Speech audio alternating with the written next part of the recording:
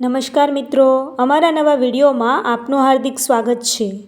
આ એક ગીર પંથકની સત્ય ઘટના છે, તો વિડીયોને અંત સુધી જરૂરથી સાંભળજો। દૂધ એક સત્ય ઘટના। ગીર પંથકના એક નાનકડા એવા નેહડામાં ડુંગરની પાછળ ધીરે ધીરે સૂરજ આથમી રહ્યો હતો। પંખીડાઓ પણ જાણે પોતાના માળા તરફ જવા દોટ મૂકી રહ્યા એમ ઝડપથી ઉડી રહ્યા હતા અને પોતાની પાંખો ફફડાવીને સૂરજને ઢાંકી ન રહ્યા હોય અદ્દલ એવું રૂપક આજે ખુલ્લા આકાશમાં લાગતું હતું। ત્યારે રોજની જેમ આજે પણ સંધ્યા ટાણે રૂપલી રબારણ પોતાને આંગણે બાંધેલી ગીર ગાયને દોઈ રહી હતી। ત્યાં જ એનો 5 વર્ષનો દીકરો મેરામણ મોઢામાંથી વિચિત્ર અવાજ કાઢીને લાંબે હાથે ઈશારા કરીને કંઈક માગી રહ્યો હતો। એટલે ગાયને દોઈ રહેલી રૂપલી સમજી ગઈ કે મેરો ભૂખ્યો થયો છે, એટલે ખાવાનું માંગી રહ્યો છે। એ આવ્યો હો બેટા, લે લે, મારા મેરાને બહુ ભૂખ લાગી છે, મારા કાનુડાને દૂધ પીવું છે, હમણાં ગાય દોઈને આવું હો દીકરા। રૂપલી વહાલભરી નજરે મેરામણ સામું જોઈને આટલું બોલી ત્યાં તો ગાયના આંચળે પણ દૂધની ધારા પાછી વળી લીધી હતી। એટલે ફીણ સોતા કઢીયેલ દૂધના બોઘૈણા સાથે રૂપલી મેરામણને કાંખમાં તેડીને રસોડામાં ચાલી ગઈ। રૂપલી કરશન સોંડાને પરણીને ઘરે આવી ત્યારથી પથ્થર એટલા દેવ પૂજ્યા। ત્યારે માંડ 12 વર્ષ ઠાકરધણીએ રૂપલીના ખોળામાં દૂધના ફીણ જેવો રૂડો રૂપાળો દીકરો દીધો હતો। ત્યારે કરશન સોંડાના ઘરમાં લાપસીના આંધણ મુકાયા અને નાતીલાની સાથે સાથે આખા નેહડાને પણ એક પંગતે જમાડીને કરશન સોંડાએ ચાકો પાડી દીધો હતો અને રૂપલીએ તેના કાનુડાનું નામ મેરામણ રાખ્યું હતું। પણ આ શું, મેરામણ 5 વર્ષનો થયો હોવા છતાં પણ પોતાની કાલી ગયેલી ભાષામાં બા શબ્દ પણ બોલી શકતો નહોતો।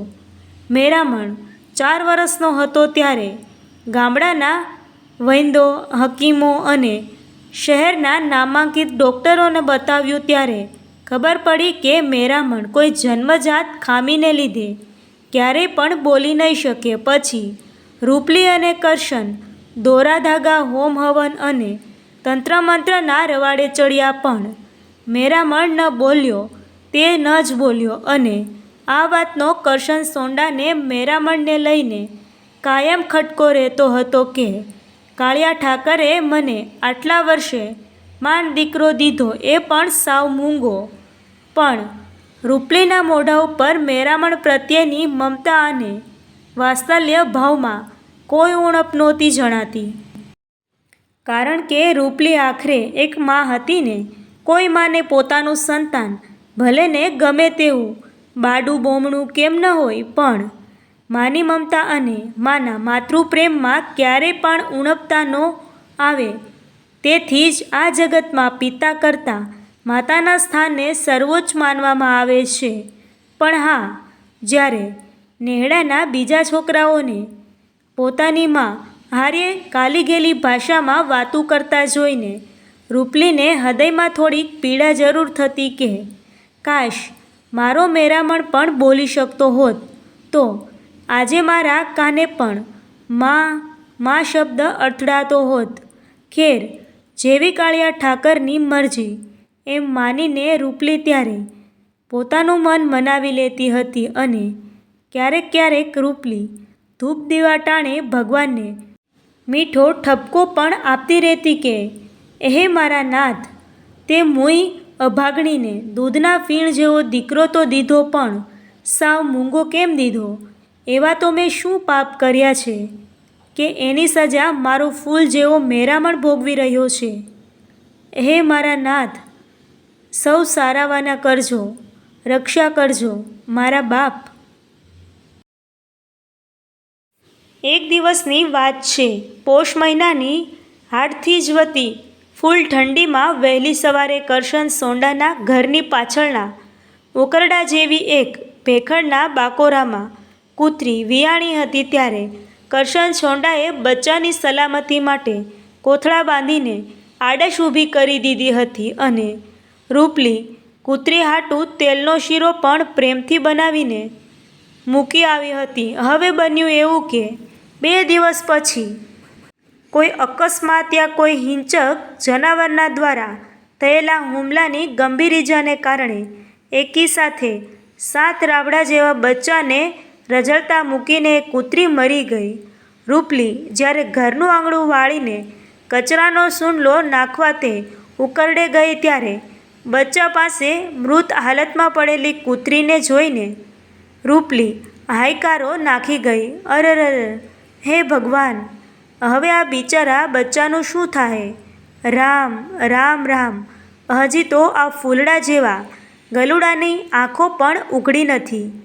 હે કાળિયા ઠાકર. અને પછી તો એક પળનો પણ વિચાર કર્યા વગર રૂપલી 7 બચ્ચાને સૂંડલામાં નાખીને પોતાને ઘરે લઈ આવી હતી.